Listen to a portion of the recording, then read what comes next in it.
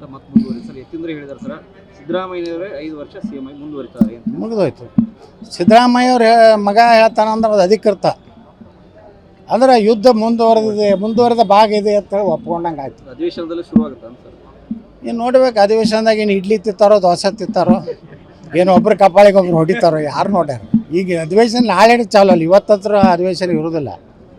ರೈತರ ಪರವಾಗಿ ಆಗಲಿ ಅಥವಾ ಯಾವ ಜನಪ್ರತಿನಿಧಿಗಳು ಯಾರ ಪರವಾಗಿ ಆಗಲಿ ಅಥವಾ ಜನರಿಗಾಗಿ ಯಾವುದೇ ರೀತಿ ಮೀಟಿಂಗ್ ಮಾಡ್ತಾ ಇಲ್ಲ. ಬರೀ ಸಿಎಂ ಗದ್ದುಗೆ ಒಬ್ಬರ ಮನೇಲಿ ಒಬ್ರು ಟಿಫನ್ನು ಅದೇ ರೀ ಸಕ್ಕರೆ ಕಾರ್ಖಾನೆದವ್ರಿಗೆ ಅಪಾಯಿಂಟ್ಮೆಂಟ್ ಕೊಟ್ಟಿಲ್ಲ. ಅವ್ರ ಸಮಸ್ಯೆ ಹೇಳಕ್ಕೆ ಅವ್ರಿಗೆ ಟೈಮ್ ಇಲ್ಲ. ಯಾವುದು ಡೆವಲಪ್ಮೆಂಟ್ದು ಮೀಟಿಂಗೇ ಇಲ್ಲ. ಬರೀ ಮುಂಜಾನೆ ಹೇಳನೇ ಆ ಎಮ್ ಎಲ್ ಎನ ಕರಿ, ನನ್ನ ಜೊತೆಗಿರೋಪ್ಪ ಈ ಎಮ್ ಎಲ್ ಎನ ಕರಿ, ನಿನಗೆ 50 ಕೋಟಿ ಕೊಡ್ತೀನಿ 100 ಕೋಟಿ ಕೊಡ್ತೀನಿ ಅಂತ ಹೇಳ್ತಾರೆ. ಆದರೆ ಆಡಳಿತ ಅನ್ನೋದೇ ಕುಸಿದೋಗೈತೆ. ಅಧಿಕಾರಿಗಳು ಏನಾಗಿದೆ, ಈ ಭ್ರಷ್ಟ ಸರ್ಕಾರ ಇರೋದಂದ್ರೆ ಆಫೀಸರ್ ಅಂಜಲಾಗ್ಯಾರ. ರೊಕ್ಕ ಕೊಟ್ಟೆ ಬಂದಿರ್ತಾರೆ. ರೊಕ್ಕ ಕೊಟ್ಟು ಬಂದು ಆಫೀಸರಿಗೆ ನೀವು ಹೋಗಿ ಕೆಲಸ ಮಾಡಂದ್ರೆ ಯಾಕ್ರಿ ನಾವು ನಿಮ್ಗೆ 50 ಲಕ್ಷ ರೂಪಾಯಿ ಕೊಟ್ಟು ಬಂದೀವಿ, ನಾ ಹಂಗೆ ಟೆಂಡರ್ ನಡೆದಂಗೆ ನಡೆದವ್ರು ಅಧಿಕಾರಿಗಳದು. 5 ಕೋಟಿ 10 ಕೋಟಿ ವರ್ಗಾವಣೆ ಅನ್ನೋಂಥದ್ದು ಇಷ್ಟೇ ಆಗೈತಿ. ಮೊನ್ನೆ ಒಬ್ಬರು ಅಧಿಕಾರಿ ಹೇಳಿದ್ರೆ ನನಗೆ ಮೊದಲ 2 ಕೋಟಿ ಹೇಳಿದ್ರು. ಯಾವುದೂ ಹುದ್ದೆ ಹೇಳೋದಿಲ್ಲ. ಮತ್ತೊಬ್ರು ಬಂದ್ರತ್ತ 3 ಕೋಟಿ ಕೊಡ್ತೀನಿ ಅಂದ್ರತ್ತ.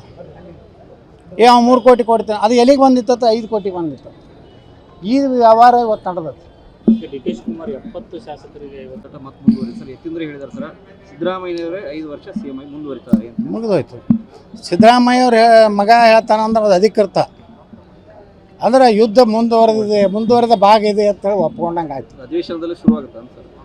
ಇನ್ನು ನೋಡ್ಬೇಕು ಅಧಿವೇಶನದಾಗ ಏನು ಇಡ್ಲಿ ತಿತ್ತಾರೋ ದೋಸೆ ತಿತ್ತಾರೋ ಏನು ಒಬ್ರು ಕಪಾಳಿಗೆ ಒಬ್ರು ಹೊಡಿತಾರೋ ಯಾರು ನೋಡ್ಯಾರ.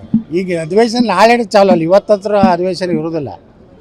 ರೈತರ ಪರವಾಗಿ ಆಗಲಿ ಅಥವಾ ಯಾವ ಜನಪ್ರತಿನಿಧಿಗಳು ಯಾರ ಪರವಾಗಿ ಆಗಲಿ ಅಥವಾ ಜನರಿಗಾಗಿ ಯಾವುದೇ ರೀತಿ ಮೀಟಿಂಗ್ ಮಾಡ್ತಾ ಇಲ್ಲ.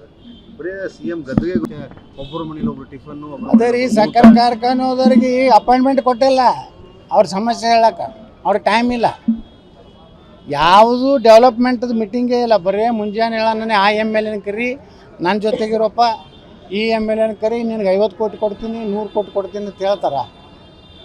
ಆದರೆ ಆಡಳಿತ ಅನ್ನೋದೇ ಕುಸಿದೋಗೈತೆ. ಅಧಿಕಾರಿಗಳು ಏನಾಗಿದೆ, ಈ ಭ್ರಷ್ಟ ಸರ್ಕಾರ ಇರೋದಂದ್ರೆ ಆಫೀಸರ್ ಅಂಜಲಾಗ್ಯಾರ. ರೊಕ್ಕ ಕೊಟ್ಟೆ ಬಂದಿರ್ತಾರೆ. ರೊಕ್ಕ ಕೊಟ್ಟು ಬಂದು ಆಫೀಸರಿಗೆ ನೀವು ಹೋಗಿ ಕೆಲಸ ಮಾಡಂದ್ರೆ ಯಾಕ್ರಿ ನಾವು ನಿಮ್ಗೆ 50 ಲಕ್ಷ ರೂಪಾಯಿ ಕೊಟ್ಟು ಬಂದೀವಿ, ನಾ ಹಂಗೆ ಟೆಂಡರ್ ನಡೆದಂಗೆ ನಡೆದವ್ರು ಅಧಿಕಾರಿಗಳದು.